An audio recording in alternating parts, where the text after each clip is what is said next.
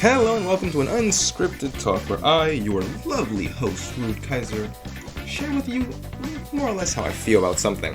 Now, something that has irked me ever so recently is the incessant rise of competitive EDH. And now, I'm not going to say people can't do things the way they want to do things. I don't advocate of let people enjoy things, but I do believe people have the right to do whatever they desire, so long as it's not impeding upon anyone's actual physical well-being.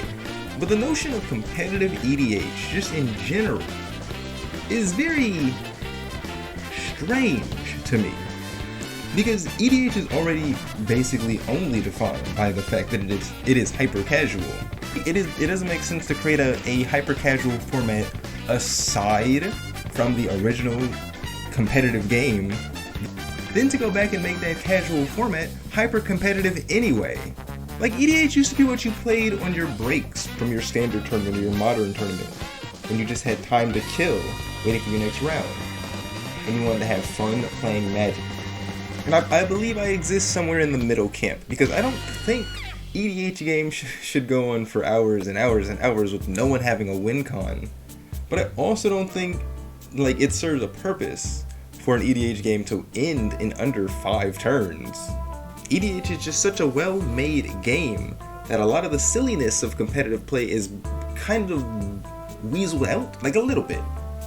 I've always thought that was the point of the singleton format. You can't stick to a single gimmick because you only have one of each card.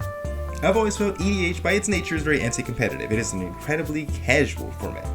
Which is why when I feel like all my feelings towards EDH things, like when I say, oh, this commander is boring, all I mean is that it's so easy for this one to just for you to sit down with this deck, resolve it, and just steadily win from there. And I mean, sure, most decks want you to resolve your commander and eventually win from there, but some make it so free, you're basically not even, you playing is irrelevant.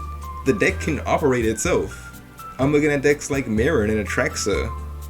All you have to do as the pilot is point at the card you want to act for the effect trigger on. That's it. That's the extent of your input. The commander does the rest. I feel like things like that go against the true essence of EDH. And to clarify that point, I would like to point out, when I was younger, I often played with Legos. Building blocks and crap. And there was no real...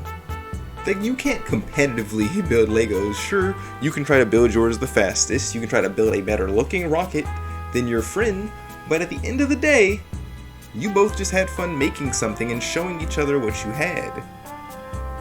It didn't matter if his rocket could withstand a stress test and yours couldn't.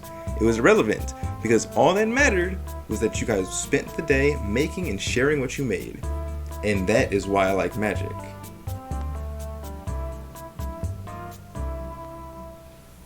この番組はご覧のスポンサーの提供でお送りします。